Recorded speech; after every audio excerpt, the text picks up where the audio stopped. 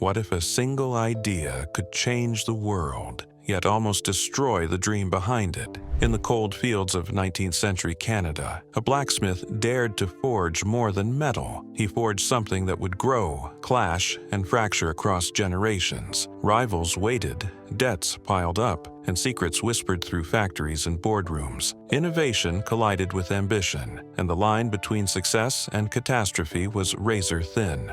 Every red tractor carried not just power, but the weight of human drama, scandal, and fierce rivalry. This is a tale of risk, betrayal, and the machines that redefined farming, a story where triumph and disaster are inseparable, and where every victory hides a price that no one fully understands. Sparks in the soil, the blacksmith's gamble. In the biting cold of rural Ontario, 1847, the rhythmic clang of a hammer echoed from a small wooden workshop. Sparks leapt from glowing iron as Daniel Massey, a farmer-turned-blacksmith, pounded steel into tools for his neighbors, men beaten down by rock-filled soil and relentless winters. Life on the land was unforgiving. One bad harvest meant hunger. One broken plow could ruin a family. Massey understood that survival demanded stronger, more reliable tools, and he believed he could build them. But innovation came at a price few were willing to pay. Daniel mortgaged his farm and poured every saved coin into his forge.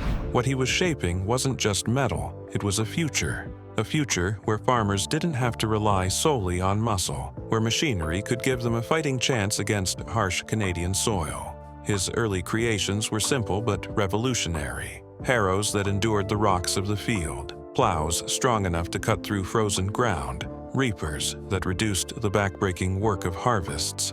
Word spread quickly. By the early 1850s, Massey Manufacturing Company had emerged in Newcastle as one of Canada's first mechanized agriculture firms, small but brimming with ambition. Yet ambition attracted enemies. Across the border, American manufacturers like McCormick and Deering were growing into industrial giants with patents, investors, and armies of lawyers ready to defend their dominance. For a Canadian upstart, survival demanded more than engineering skill. It required strategy, stubbornness, and nerves of steel. Daniel faced accusations of design infringement. Dealers doubted his ability to sustain production. Suppliers complained of missed orders. Still, he persisted, driven by the conviction that his machines could change farming forever, that progress was not a choice, but a necessity.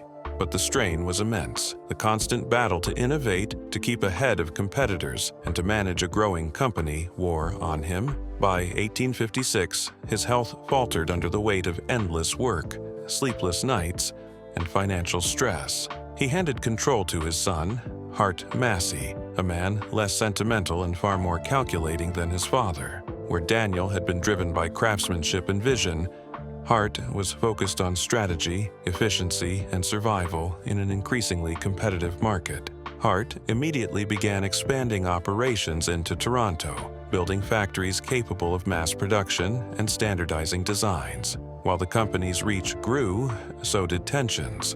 Farmers began murmuring about rising prices, while smaller competitors accused Massey of monopolistic tactics, undercutting prices, poaching dealers, and crushing rivals. The media began reporting on the brewing Harvest War, a rivalry between Massey and another Ontario firm, A. Harris, Son and Company. Both claimed to fight for the farmer, but both were engaged in a ruthless battle for control of Canada's agricultural markets. Every new plow or reaper wasn't just a tool, it was a strategic weapon in a fight for survival.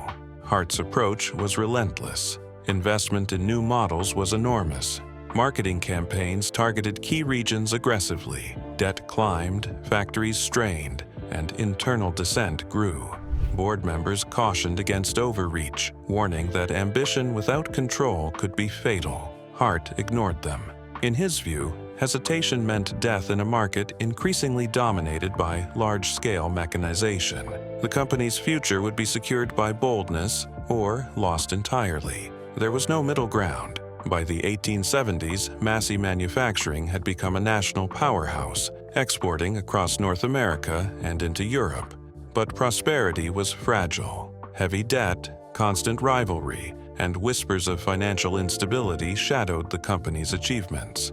Hart faced a critical question. Could he maintain independence, or would survival demand alliances with old rivals? The decisions made in these years would shape not just the company's future, but the trajectory of mechanized farming across Canada and beyond. In quiet moments, Hart may have remembered his father's workshop, the hammer striking steel, the sparks flying into the cold morning air. Daniel had built tools to help farmers survive. Hart was building a corporation to dominate the market. The gamble had paid off, but the cost was clear. The dream of helping the farmer was now entangled with rivalry, debt, and relentless competition. And the first battle of the Harvest War was about to erupt, defining an era of Canadian agriculture for decades to come. War of the Harvesters, rivalries, and mergers. By the dawn of the 20th century, Canada's wheat fields were the stage for a new kind of war, a battle not fought with rifles, but with patents, pricing strategies, and relentless ambition. Massey manufacturing had grown into a national powerhouse, its red-painted reapers and mowers appearing on farms from Ontario to the prairies. But towering over the horizon was a formidable adversary, a Harris, Son and Company, another Ontario-based manufacturer, equally ambitious, equally determined to dominate the mechanized farm. What began as professional competition hardened into a bitter rivalry that the press would soon christen the Harvest War. Each planting season became a contest of innovation and cunning. Massey would launch a new reaper, only for Harris to respond with a slightly cheaper, faster machine. Massey slashed prices in key markets. Harris countered by enticing dealers with exclusive contracts. Agricultural fairs became arenas for one-upmanship, with demonstrations sabotaged, prototypes questioned, and rumors whispered about faulty machinery. Farmers, once grateful for innovation, began to fear the battlefield unfolding at their very doorstep. They were caught between two giants, and their loyalty was the ultimate prize. Behind the scenes, the cost of this rivalry was staggering. Massey's factories were stretched to capacity. Orders poured in faster than production lines could manage. Debt mounted. Investors grew restless, and engineers argued about the direction of new models. Every failure, a broken plow, a misaligned harvester, became a public scandal, fodder for whispers that Massey was overreaching, that Hart-Massey's ambitions were jeopardizing the company's future. By 1891, the pressure reached a breaking point. In the United States, McCormick and Deering had joined forces, creating industrial behemoths capable of crushing competitors with scale alone. Hart-Massey recognized a sobering truth. Survival would demand cooperation with the very rival he had been battling for decades. The announcement shocked the agricultural world. Massey Manufacturing would merge with A. Harris, Son and Company, forming Massey Harris Limited. Headlines hailed it as a bold unification of Canada's industrial strength, but the boardroom told a different story. Old grudges simmered. Executives questioned whose designs, whose dealers, and whose vision would prevail. The uneasy alliance was more a truce than a marriage, held together by necessity, debt, and fear of American dominance. The integration was anything but smooth. Factories had to be consolidated, product lines harmonized, and management structures merged. Engineers clashed over whose machinery would define the brand. Sales teams argued over territories and contracts. Farmers were bewildered. Which company did their new plow really belong to? The initial years saw stumbles, prototypes delayed, and public criticism mounting. Internal factions whispered accusations of sabotage, of favoritism toward one legacy company over another. The Harvest War might have ended, but its scars ran deep, yet chaos birthed strength. By the early 1900s, Massey Harris emerged as the largest agricultural equipment manufacturer in the British Empire, exporting machines to Europe, Australia, and beyond. The company's products helped feed armies during World War I, while factories hum with patriotic fervor. The gamble had paid off, temporarily, but the victory was shadowed by persistent threats, internal rivalries, mounting debt, and the relentless march of innovation from Europe and the United States. Across the Atlantic, a new disruptor loomed. Harry Ferguson, the Irish inventor who would later revolutionize tractors with the three-point hitch system, was quietly developing ideas that could undermine the Massey Harris stranglehold. Meanwhile, American conglomerates like International Harvester sharpened their competitive edges, ready to challenge Canada's champions on global soil. Massey Harris had won a war of consolidation, but the real fight for agricultural supremacy was just beginning. Through it all, the red machines kept moving across the fields. Farmers learned to trust Massey Harris, even as executives fought behind closed doors. National pride intertwined with corporate ambition. But debt, rivalries, and mismanaged growth whispered an unheeded warning. Empires built on conflict could falter if battles were fought too recklessly. The questions hung heavy in the air. Could a Canadian giant survive the storms of global competition, or would its victories be the prelude to a fall? The answers would arrive slowly, in lawsuits, boardroom betrayals, and technological clashes that would shape not just Massey Harris, but the future of mechanized farming itself. And on the horizon, the next chapter of upheaval, the coming of Harry Ferguson, was about to ignite a revolution that would forever change the company, the fields, and the farmers who depended on its machines. The Maverick and the Machine, Harry Ferguson's revolution. In the misty hills of Belfast, a restless engineer was quietly reshaping the future of farming. Harry Ferguson was not content with incremental improvement. He demanded transformation. For decades, tractors were dangerous, heavy beasts that punished farmers rather than assisted them. Ferguson envisioned machines that worked with the land, not against it. Lighter, safer, and more efficient. His breakthrough came in the 1920s with the revolutionary three-point hitch system, a design that allowed a tractor and its implements to function as a single, balanced unit. The concept was elegant, precise, and radical, promising to make small farmers competitive with the largest estates. Ferguson knew that genius alone would not change the world. He needed reach. In 1938, he crossed the Atlantic to meet Henry Ford. The two stubborn men struck a handshake deal. No lawyers, no contracts. Ford would manufacture tractors to Ferguson's design. Ferguson would handle sales and distribution. The result was the Ford Ferguson 9N, a machine that became a symbol of progress. Farmers marveled at its power and simplicity, and for a brief moment, Ferguson had achieved what every inventor dreams of, the perfect union of innovation and commerce. But success carried danger. Henry Ford died in 1947, and his heirs saw Ferguson less as a partner and more as a threat. The legal battle that followed was ruthless. Ford seized Ferguson's designs, produced tractors independently, and claimed credit for the innovation. Ferguson, humiliated but undeterred, was forced to fight for recognition. Lawsuits dragged on for years, consuming resources and energy. His reputation was at stake, and the small Belfast inventor found himself entangled in the machinations of corporate America. The world was watching. Would a visionary be crushed by industrial might, or would he rise again? Opportunity came across the ocean in the form of Massey Harris. By 1953, the Canadian manufacturer was searching for innovation to maintain its global standing. Ferguson's designs promised not just a technical edge, but a story, the allure of an inventor who had defied one of the largest companies in the world.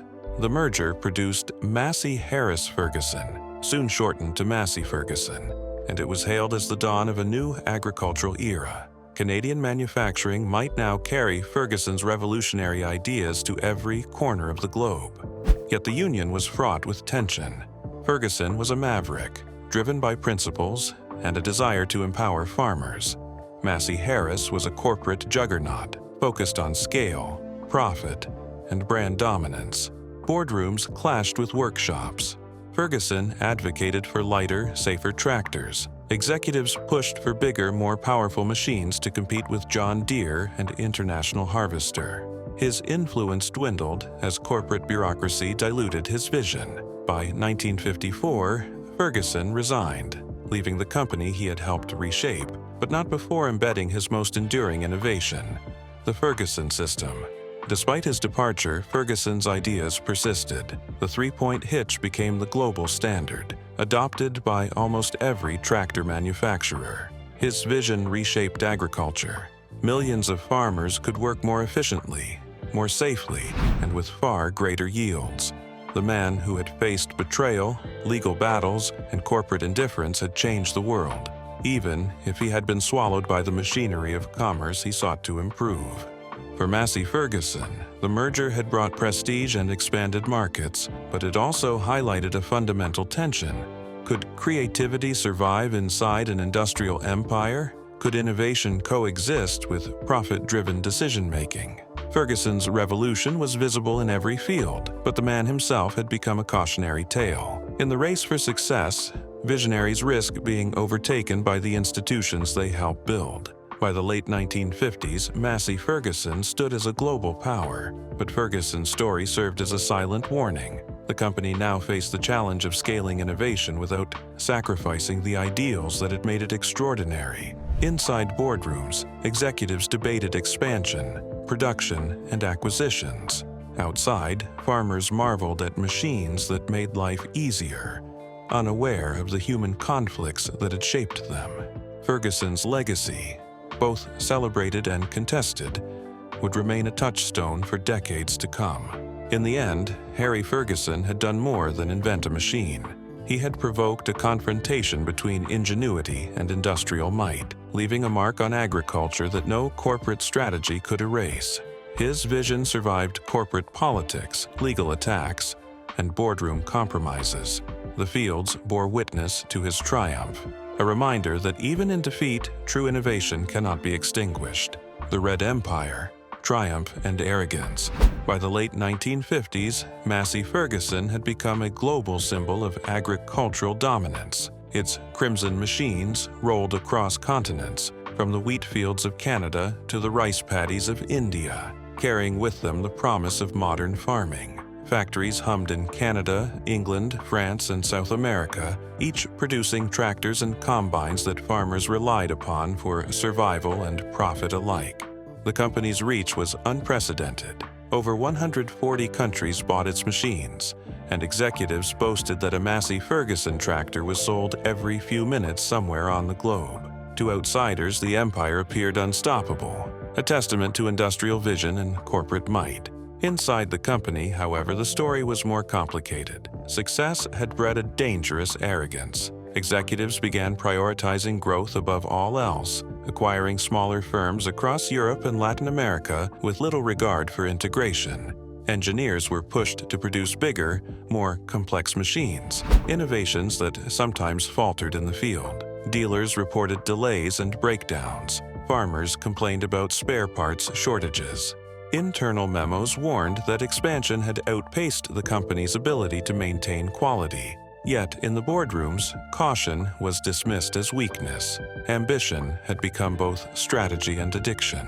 The era was not without controversy. Rivals, particularly John Deere and International Harvester, were sharpening their competitive edges. They criticized Massey Ferguson for reckless expansion and cutting corners, and whispers of price fixing and dealer manipulation began circulating in trade journals.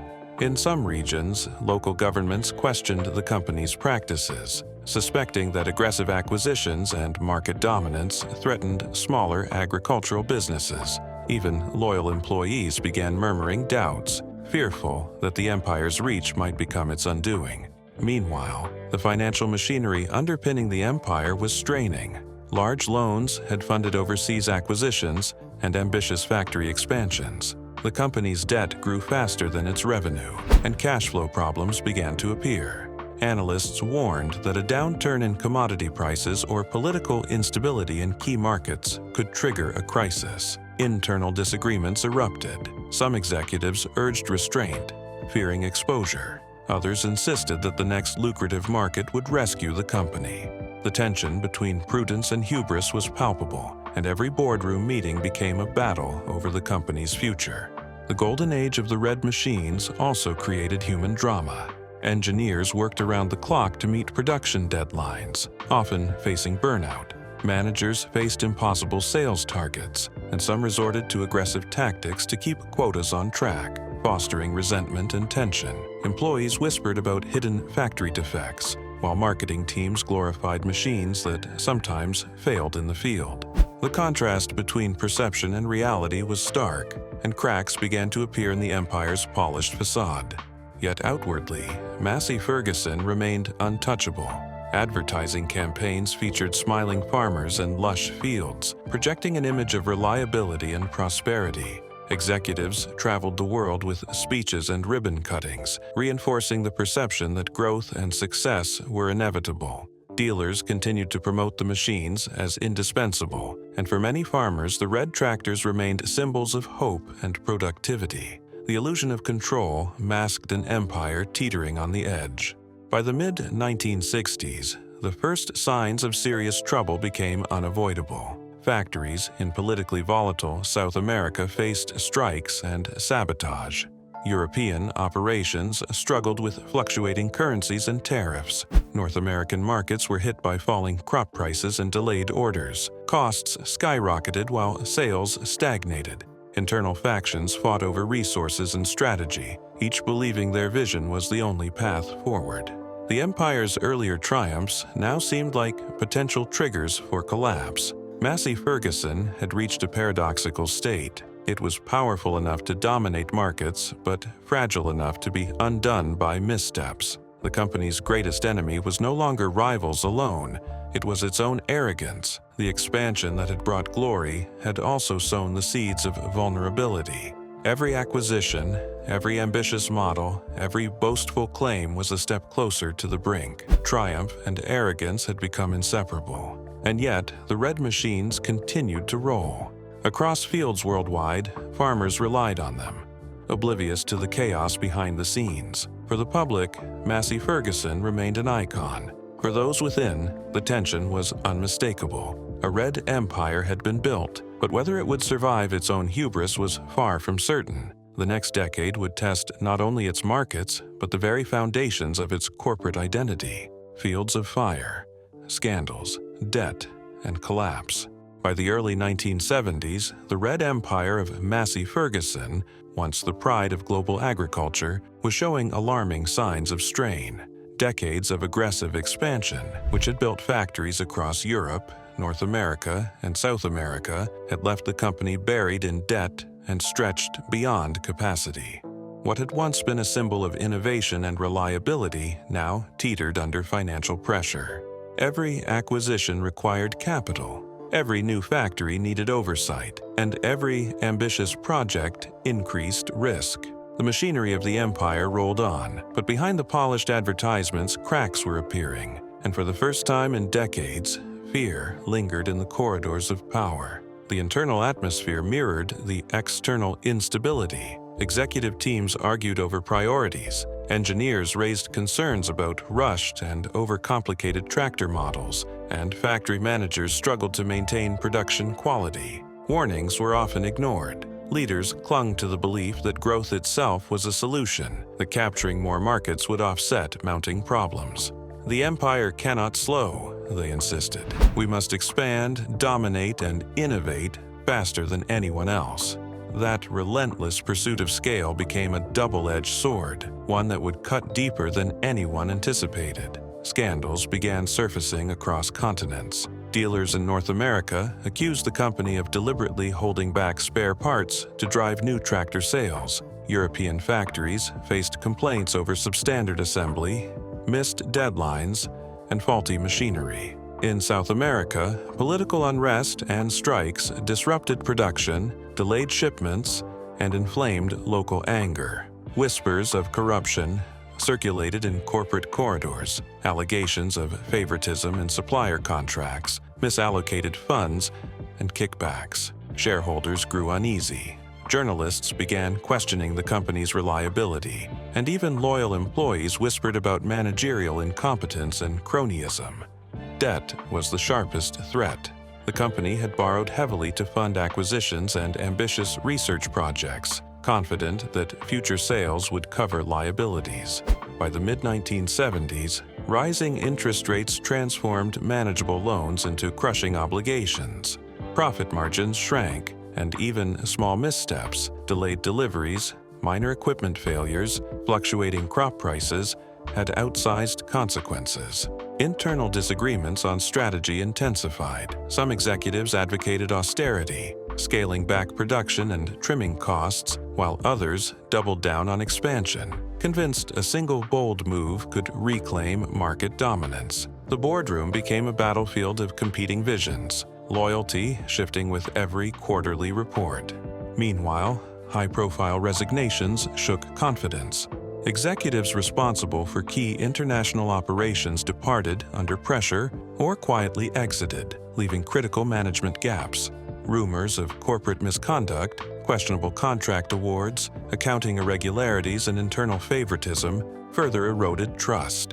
Even though many allegations remained unproven publicly, they compounded the company's precarious position, weakening morale and tarnishing reputation. Employees grew wary, some abandoning the company entirely, while others simply followed orders without faith in leadership. Despite the turmoil, Massey Ferguson's tractors and combines remained in the fields, performing for farmers who often had no idea of the storm raging behind the brand. Dealers continued selling machines, and marketing campaigns projected strength and reliability.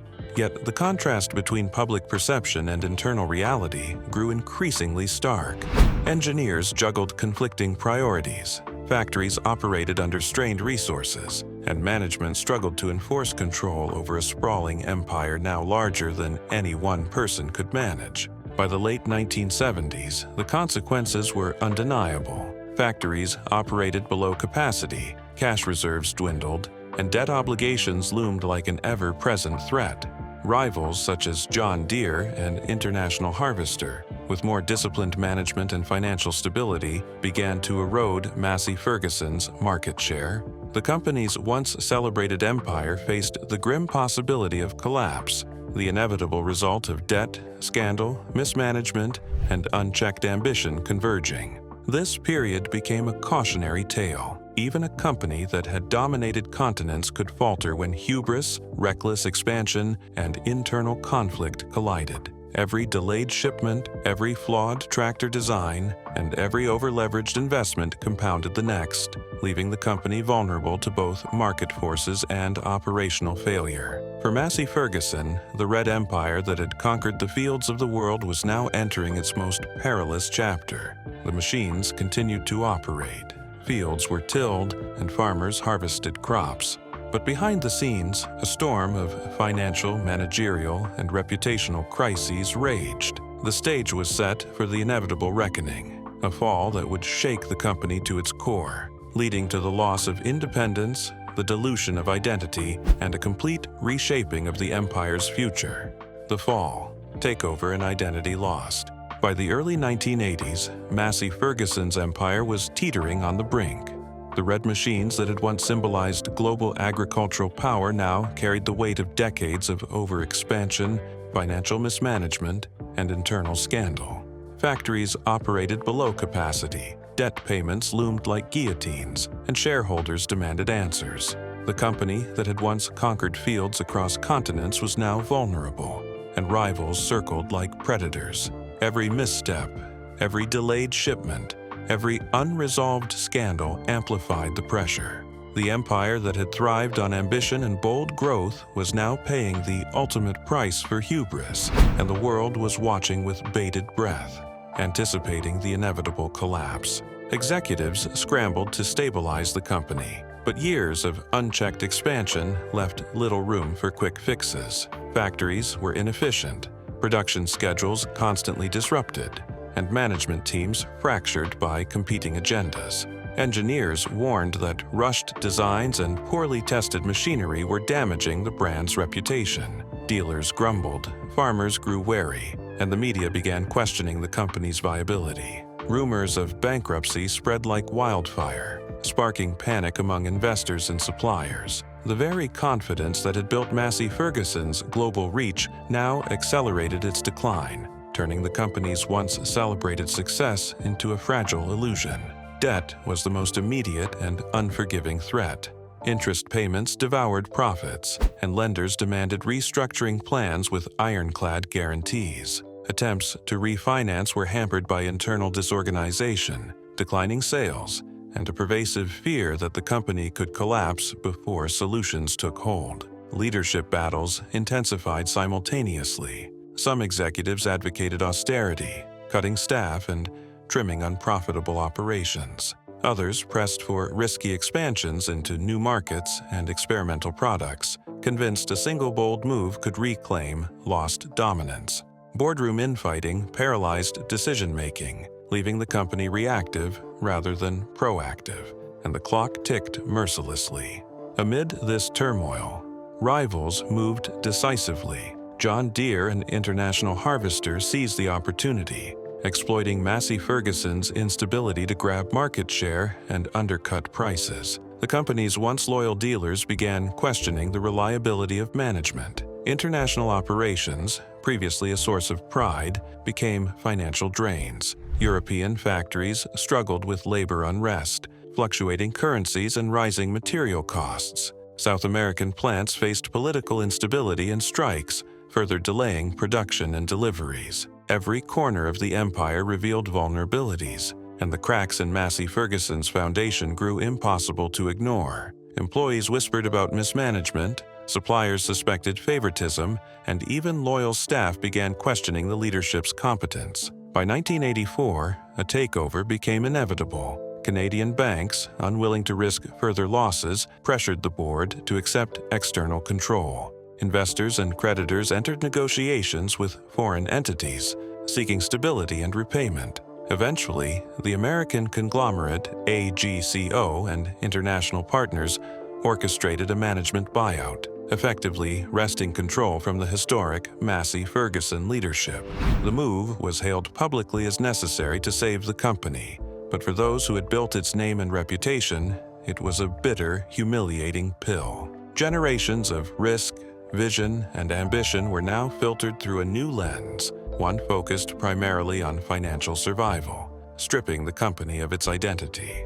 The takeover was not merely financial, it was cultural. Long-standing traditions, corporate philosophies, and internal hierarchies were dismantled. Hart Massey's disciplined industrial approach clashed with Ferguson's visionary ideals, both already diluted by decades of expansion. Under new management, the company's identity fragmented. Product lines were rationalized, factories consolidated, and branding decisions prioritized efficiency over heritage. For employees, the red machines on the floors remained, but the empire's soul had shifted. Survival and profitability now governed decisions, not craftsmanship, innovation, or loyalty to the farmer. Yet, even amid loss, Massey Ferguson continued producing machines. Tractors and combines rolled from factories, performing for farmers who still depended on their durability. Publicly, the brand projected stability, but internally, the scars of rivalry, debt, scandal, and mismanagement were deep and enduring.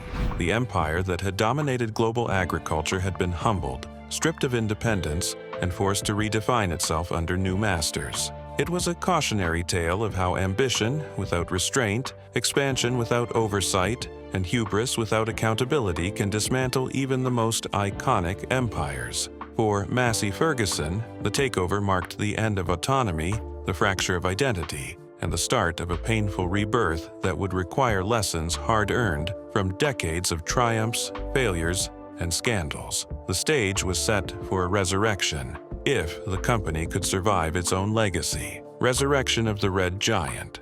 Lessons from the ashes. By the late 1980s, Massey Ferguson was a shadow of the empire it had once been. The red tractors that had dominated fields worldwide now carried the scars of financial collapse, internal scandals, and a bitter takeover. Factories that had once hummed with purpose were under new management, restructured and rebranded. Yet amid the rubble of mismanagement and hubris, a cautious hope began to emerge. The company that had fallen so far had survived, and survival offered a second chance, but only if lessons had been learned from the ashes. The first challenge was culture. Decades of rivalry, scandal, and leadership battles had left employees fractured and mistrustful. Engineers who had once thrived under Hart Massey's rigorous industrial discipline now found themselves navigating a web of new policies, foreign managers, and priorities that felt detached from the ground-level reality of farming. Trust had to be rebuilt, not through slogans or marketing, but through consistent decisions, accountability, and transparency. Management knew that any hint of favoritism, corruption, or repeated mistakes could unravel the fragile recovery. Financial discipline became the lifeblood of the resurrection. Years of unchecked expansion and debt had taught the new leadership an unflinching lesson. Growth without oversight leads to ruin. Factories were consolidated, operations streamlined, and risky acquisitions shelved. Engineers who had pushed innovation at any cost were now pressured to prioritize reliability and maintainability. Every new tractor, combine, or implement was scrutinized not just for market appeal, but for durability, serviceability, and cost efficiency. Mistakes from the past, rushed designs, ignored quality warnings, and overambitious projects had left a legacy that could not be repeated. Yet innovation could not die. The company faced a delicate balance: preserve the trusted Massey Ferguson brand while adapting to a rapidly changing agricultural market. Competitors like John Deere and Case YH were technologically advancing, offering automated systems and new engine standards. Massey Ferguson had to catch up, and fast. Investments in research and development focused on practical solutions: tractors that could handle diverse terrain, combines with improved yield efficiency, and implements designed for precision farming. These were incremental steps, not the flashy leaps that had once fueled reckless expansion, but they were necessary to restore credibility with farmers and dealers. Rebuilding the dealer network was another battlefield. The collapse had shaken confidence, and dealers feared stocking products that might fail in service or lose corporate backing. Management embarked on an aggressive outreach campaign, offering training, support, and incentives. Every skeptical dealer converted into a loyal partner was a small victory, but the work was painstaking. Missteps here could trigger a chain reaction. Dissatisfied dealers meant dissatisfied farmers, which could jeopardize sales and market perception. Internationally, the company faced remnants of past misjudgments. Factories in Europe and South America were under new oversight. Labor disputes had left bruises, and currency volatility still threatened profitability. Each region required tailored strategies, not cookie-cutter solutions. The new leadership learned that centralized control had failed before. Now, they practiced a hybrid approach, combining rigorous financial discipline with localized operational autonomy. Mistakes were still costly, but they were carefully calculated rather than ignored. By the early 1990s, signs of stabilization began to show. Tractors and combines rolled out with renewed reliability. Dealer networks were cautiously optimistic, and markets responded to consistent performance rather than hype. Massey Ferguson was no longer the unstoppable red empire of the 1960s, but it had emerged as a leaner, more disciplined organization. The company's rebirth was not glamorous. It was methodical, hard-earned, and painfully pragmatic. Every decision carried the weight of past scandals, debt crises, and leadership failures. Yet the most important lesson was clear: survival required humility. The mistakes of aggressive expansion, unchecked ambition, and internal betrayal were indelible. Innovation alone could not save a company if it ignored culture, finances, and trust. Massey Ferguson had risen from the ashes not because it sought glory, but because it learned to respect limits, value accountability, and rebuild relationships. The Red Machines continued to work in fields around the world, a quiet testament to resilience forged through scandal, collapse, and careful reinvention. The resurrection was complete, not as an empire, but as a company tempered by fire, guided by hard lessons, and ready to face a new era of agricultural challenges with a sharper, wiser hand.